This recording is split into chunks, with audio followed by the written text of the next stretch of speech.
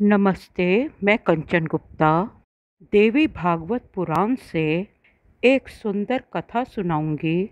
एक समय एक महाबली राक्षस दैत्य अर्थात असुर के रूरू नामक महाबली पुत्र ने ब्रह्मा जी से वरदान पाया और चारों वेदों को अपने हाथों में ले लिया। अजय अजीत होने का वरदान पाकर उसने भूतल पर देवलोक में बहुत उपद्रव उत्पात करना शुरू कर दिया। उसके उत्पात से देवता कंपित हो गए, भयभीत हो गए। वेदों के अदृश्य हो जाने से समस्त वैदिक क्रिया नष्ट हो गई। देवता और ब्राह्मण भी यज्ञ आदि न होने से दुराचारी हो गए। जब तप सब समाप्त होने से इस पृथ्वी पर 100 साल तक वर्षा न हुई। अकाल पड़ गया। तीनों लोकों में हाहाकार मच गया। लोग पीड़ित होके, दुखी होके अकाल मृत्यु मरने लगे। भूख प्यास का कष्ट लोग बर्दाश्त नहीं कर पाए। कुआं, बावड़ी, सरोवर, सरिताएं, समुद्र सब जल रहित हो गए। कहीं पानी जल नहीं था। वृक्ष, लताएं, वनस्पति सब सूख गई। सब दीनहीन हो गए। तब सभी देवता माँ मातेश्वरी, महेश्वरी, योग माया, दुर्गा, काली की शरण में गए और माँ से अपनी रक्षा का वरदान मांगा। माँ से माँ की स्तुति करके, माँ को प्रसन्न करके आर्तनाद किया। तब देवी भगवती ने अपने अनंत रूपों का प्रदर्शन किया। अपने देवता स्वरूप भोले भाले मनुष्यों का दुख देखकर ममतामयी माँ जगत जननी भी रोने लगी। माँ जगत जननी अपनी संतान के दुखों को देखकर 9 रातों तक और 9 दिनों तक रोती रहीं और माँ के नेत्रों से, माँ के हजारों लाखों नेत्रों से जो अश्रु जल प्रवाहित हुआ, माँ के नेत्रों से अश्रु जल की सहस्त्रों धाराएं जो प्रवाहित हुए, वो सब जल राशियां बन गईं। नदियां दरिया बन गए, तालाब पोखर बन गए, कुएं समुद्र बन गए और उस अमृत जल से इस धरती का सिंचन हुआ। सब ओर फूल, फल, औषधियाँ, साग, अंकुर, अनाज उत्पन्न हो गए और माँ उन शुद्ध आत्मा वाले, शुद्ध हृदय वाले, शुद्ध साफ विचारों वाले भले लोगों को, महात्मा लोगों को अपने हाथों से फल बांटने लगी। सभी प्राणी संतुष्ट हो गए। पशुधन की रक्षा हुई, पशुधन की वृद्धि हुई। गौ माता ने दूध की वे अमृत धारा प्रवाहित की कि संपूर्ण विश्व को गाय माँ के दूध के पोषण से संतुष्टि हुई। माँ ने दुर्मन असुर को मारा और वे चोरी किए गए अपहृत वेद, छीने गए वेदों को लाकर वापस महात्माओं को दिया। फिर से यज्ञ, हवन, पुण्य कर्म शुरू हुए और धरा को नव जीवन मिला।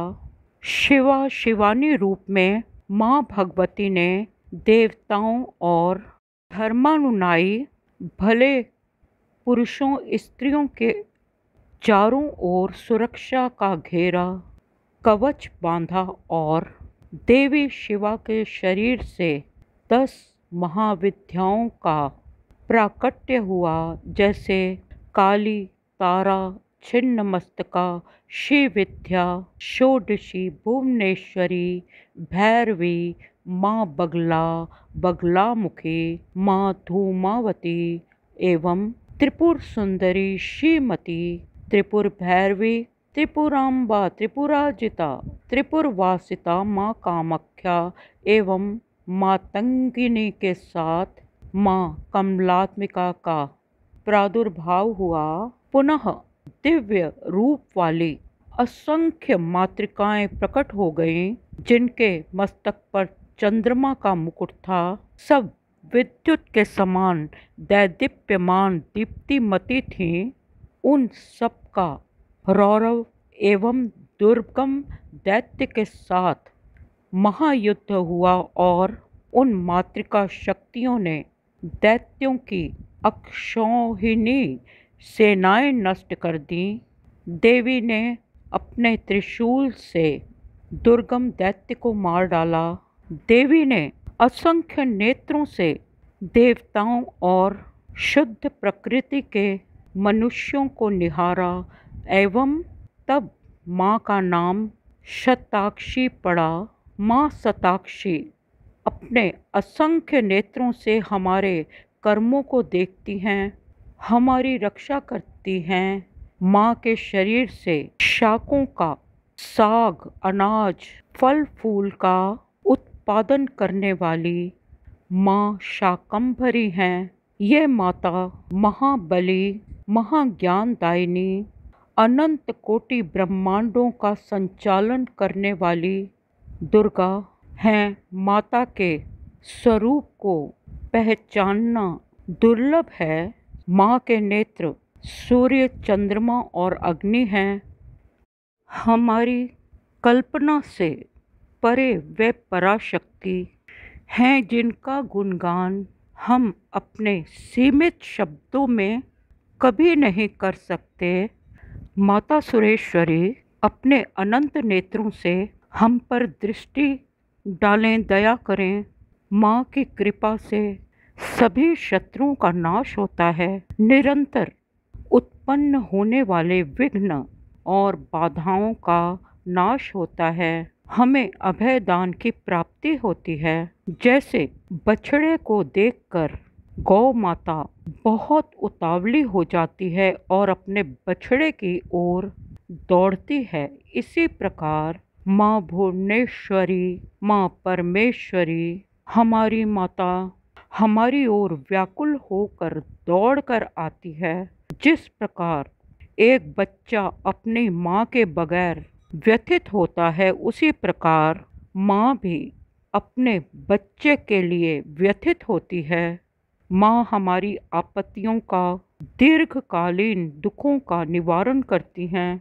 माँ भगवती ने देवों को वचन दिया था कि वो यशोदा माँ, यशोमयी देवी नंदजा के नाम से नंद की पुत्री होकर जन्म लेंगी और जब कृष्ण अवतार के समय वासुदेव एवं देवकी की संतान होकर पैदा हुई तो कंस ने उस पुत्री को भी जमीन पर पत्थर पर पटक दिया और वह तेजी से बिजली के रूप में विद्युत रूपिणी होकर नंदजा दुर्गा के रूप में प्रकट हुई और कंस को श्राप दिया कि वासुदेव और देवकी का पुत्र पैदा होगा और कंस को मार डालेगा, कंस का नाश करेगा।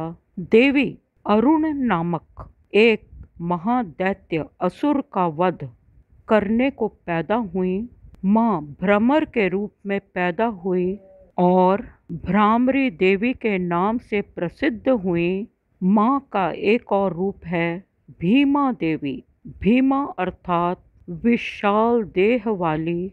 इस रूप में माँ ने भीम रूप धारण करने वाले अर्थात भयंकर रूप धारण करने वाले राक्षसों को मारा और उनका भक्षण किया। दयालु माँ, ममतामयी माँ देवी को हम सबका बारंबार प्रणाम प्रणाम प्रणाम। इस जीवन को संचालित करने के लिए देवी शक्तियों को धन्यवाद धन्यवाद।